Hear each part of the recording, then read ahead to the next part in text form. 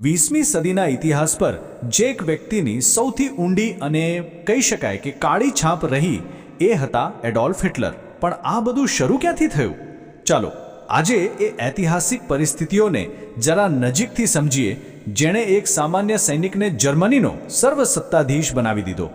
આ એક એવો સવાલ છે જે આજે પણ આપણને વિચારવા મજબૂર કરે છે. જુઓ, આ કોઈ એક ઘટનાનું પરિણામ નહોતું, પણ અનેક પરિબળોનો એક ખતરનાક સંગમ હતો.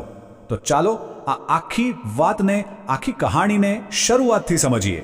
હિટલરની રાજકીય સફર સમજતા પહેલા એ જાણવું ખૂબ જરૂરી છે કે રાજકારણમાં આવતા પહેલા એ કોણ હતો અને કઈ બાબતોએ એના વિચારોને આકાર આપ્યો. તો ઓસ્ટ્રિયામાં જન્મેલા એક યુવકનું સપનું હતું કલાકાર બનવાનું, પણ વિયેનાની આર્ટ સ્કૂલમાં એને નિષ્ફળતા મળી અને એ સપનું તૂટી ગયું. જીવન ચલાવવા માટે એ પોસ્ટકાર્ડ વેચતો હતો.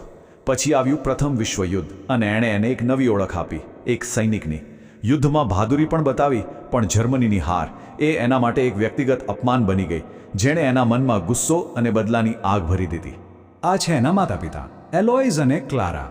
એનું બાળપણ પણ કંઈ બહુ સારું નહોતું. કહેવાય છે કે પારિવારિક તણાવ અને આર્થિક સંઘર્ષોએ એના શરૂઆતના વર્ષો પર ખૂબ ઊંડી અસર છોડી હતી. હવે વાત કરીએ એ સમયના જર્મનીની. જરા કલ્પના કરો, પ્રથમ વિશ્વયુદ્ધ પછીનો દેશ એકદમ ઘૂંટણીએ પડી ગયો હતો. આ એ સમય હતો જ્યારે નિરાશા અને ગુસ્સાના માહોલે એક ખતરનાક વિચારધારા માટે જાણે કે જમીન તૈયાર કરી દીધી. વર્સેલ્સની સંધિ આ જર્મની માટે કોઈ શાંતિ કરાર નહોતો, પણ એક રાષ્ટ્રીય અપમાન હતું. વિચારો, યુદ્ધનો બધો દોષ એમના માથે નાખી દેવામાં આવ્યો, સેનાને લગભગ ખતમ કરી દેવામાં આવી અને જમીનો પણ છીનવી લેવાઈ. આ શરતોએ જર્મન લોકોના સ્વાભિમાન પર બહુ મોટો ઘા કર્યો.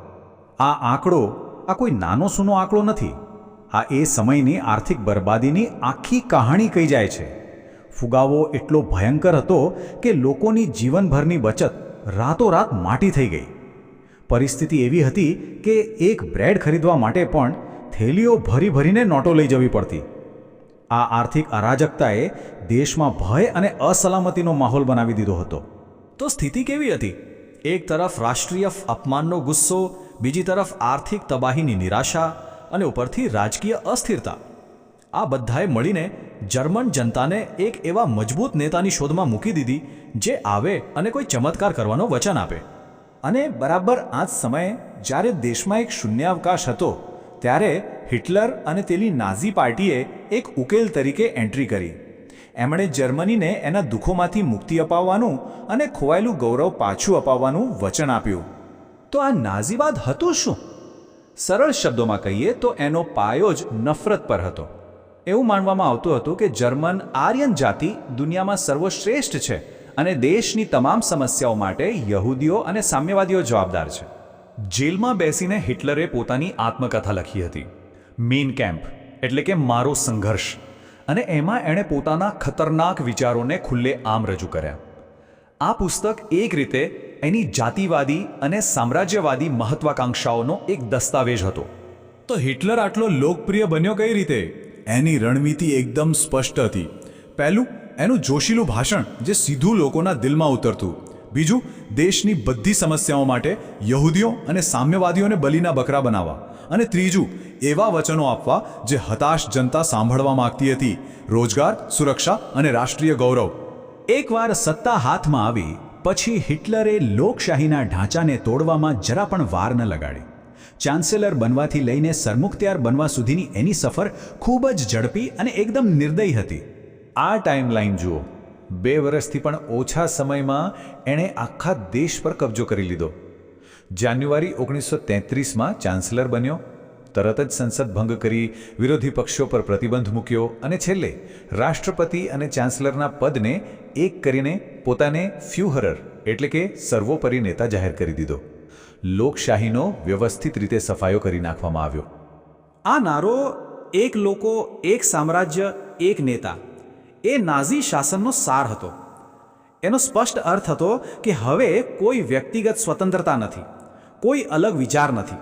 બસ એક જ લોકો છે, એક જ સામ્રાજ્ય છે અને એક જ નેતા છે, જેનો આદેશ જ અંતિમ છે. દેશમાં સંપૂર્ણ નિયંત્રણ મેળવ્યા પછી હિટલરનું ધ્યાન હવે જર્મનીની સરહદોની બહાર ગયું. એની આક્રમક વિદેશ નીતિએ ધીમે ધીમે આખી દુનિયાને બીજા વિશ્વયુદ્ધ તરફ ધકેલી દીધી. એક પછી એક એણે આંતરરાષ્ટ્રીય નિયમોને તોડવાનું શરૂ કર્યું. સેના ફરીથી બનાવી, રાઇનલેન્ડ પર કબજો કર્યો, પોતાના વતન ઓસ્ટ્રિયાને જર્મની સાથે જોડી દીધું અને પછી ચેકોસ્લોવાકિયાના ટુકડા કરી નાખ્યા. એનું દરેક પગલું યુદ્ધ તરફની એક છલાંગ હતી. અને આખરે 1939માં પોલેન્ડ પરનું આક્રમણ એ છેલ્લું પગલું સાબિત થયું. આ ઘટના પછી બ્રિટન અને ફ્રાન્સે જર્મની સામે યુદ્ધની ઘોષણા કરી અને માનવ ઇતિહાસનો સૌથી ભયાનક સંઘર્ષ શરૂ થયો. હિટલરના શાસન અને એણે શરૂ કરેલા યુદ્ધની જે કિંમત દુનિયાએ ચૂકવી એ ખરેખર અકલ્પનીય હતી. ચાલો એ વિનાશક વારસા પર એક નજર કરીએ. 5 કરોડ આ માત્ર એક આંકડો નથી. આ 5 કરોડ જિંદગીઓ હતી, પરિવારો હતા, સપનાઓ હતા, જેનો અંત આવી ગયો. આ યુદ્ધે સમગ્ર પૃથ્વી પર એવી તબાહી મચાવી જે પહેલાં ક્યારેય જોવા મળી નહોતી. અને આ યુદ્ધની વચ્ચે ઇતિહાસનો સૌથી કલંકિત અધ્યાય લખાયો, હોલોકોસ્ટ.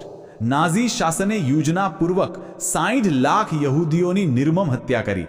આ નફરત અને ક્રૂરતાની પરાકાષ્ઠા હતી, જેણે કરોડો લોકોને મોતને ઘાટ ઉતાર્યા. એનો પોતાનો અંત કેવો આવ્યો? જ્યારે હાર સામે દેખાઈ ત્યારે એપ્રિલ 1945માં હિટલરે બર્લિનના એક બંકરમાં આત્મહત્યા કરીને પોતાના જીવનનો અંત આણ્યો.